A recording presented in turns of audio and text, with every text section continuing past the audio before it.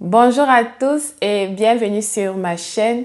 Aujourd'hui, nous allons parler d'un concept négligé par beaucoup de personnes. Il s'agit des examens prénuptiaux. Des examens qu'il faut obligatoirement faire avant de se marier ou alors avant de concevoir un enfant. Il y a beaucoup d'histoires là-dehors. Vous allez entendre par exemple des femmes qui accouchent des enfants morts-nés, des enfants mal formés, des enfants avec des maladies dont on ignore l'origine. Eh bien, ces anomalies viennent généralement du fait qu'on a omis de faire certains examens au préalable. Ne quittez pas, à tout de suite.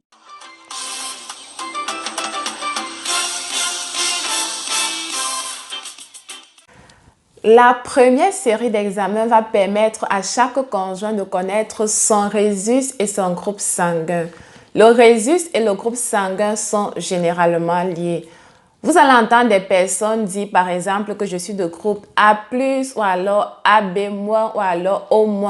Eh bien, ce petit signe plus ou moins là, c'est ce signe-là qui est associé au rhésus et ce signe-là est très très important, notamment lorsque la femme est de rhésus négatif. Il est important que vous sachiez si vous êtes de rhésus positif ou de rhésus négatif. Parce que dans le cas où la femme, par exemple, est de rhésus négatif, le premier enfant sortira presque sans problème, mais la deuxième grossesse aura de nombreux problèmes ou alors elle rencontrera de nombreuses difficultés si rien n'est fait. Si elle n'est pas au courant, elle ne saura pas quoi faire. Mais lorsqu'elle est au courant et que le médecin l'est également, il va d'abord la préparer à ce qu'elle s'apprête à vivre. Et il y a également des méthodes médicales qui sont mises en place pour permettre à la femme de bien passer sa grossesse. Il y a par exemple des injections qui sont faites soit au 3e trimestre de la grossesse, soit au début de l'accouchement.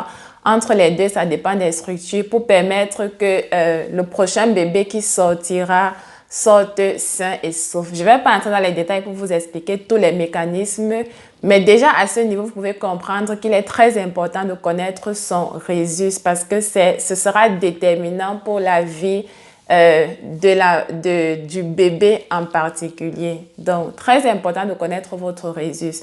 Le groupe sanguin également, vous devez savoir si vous êtes de groupe A, AB, O ou bien, bref, AB-, vous devez savoir connaître votre groupe sanguin. Imaginons un seul instant que vous vous trouvez dans une situation précaire. Il n'y a pas le temps de faire les examens pour déterminer votre groupe sanguin. On ne sait jamais, ça peut arriver. Dans le cas où vous connaissez déjà votre groupe sanguin, ça vous aide énormément parce qu'on peut passer directement à la transfusion sanguine sans avoir besoin de faire d'autres examens pour savoir de quel groupe sanguin vous êtes. Donc, très important de connaître votre groupe sanguin et votre rhésus. Il y a également les examens tels que la toxoplasmose, tels que la rubéole. Ces examens, vous pouvez le faire lorsque vous tombez enceinte, par exemple.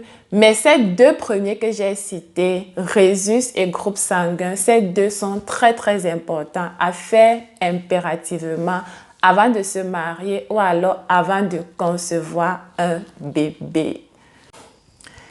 Hey! Si tu me regardes et que tu n'es pas encore abonné, abonne-toi, active la cloche de notification pour ne rater aucune de mes vidéos. La deuxième série d'examens va concerner les maladies sexuellement transmissibles. Généralement, en fonction de là où vous vous trouvez, des pays où vous vous trouvez, il y a des maladies sexuellement transmissibles qui sont plus accrues dans certains pays que dans d'autres. Je sais par exemple qu'au Cameroun, le taux de VIH est très élevé. Bon, je ne sais pas trop pour les autres pays. Et en général, dans ce pays-là, parmi les tests des maladies sexuellement transmissibles qu'on fait à ceux qui veulent se marier, eh bien, le test du VIH ne manque pas. Maintenant, en fonction de là où vous vous trouvez, vous pouvez faire d'autres tests des maladies sexuellement transmissibles, donc c'est très important. Pourquoi? Si vous vous mariez avec quelqu'un qui a déjà une maladie sexuellement transmissible, vous-même imaginez la suite. Ce sera 2 personnes malades au lieu d'une personne.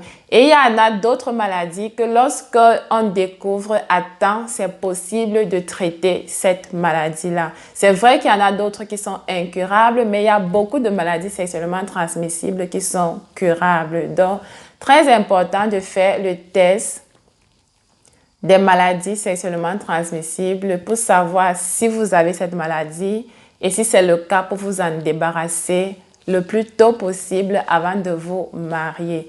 Il y a d'autres examens tels que le test de fertilité, ça dépend de vous. Je ne sais pas si ça se fait dans tous les pays, mais ça se fait quand même. Vous pouvez également faire pour savoir si votre femme peut concevoir ou pas, c'est possible.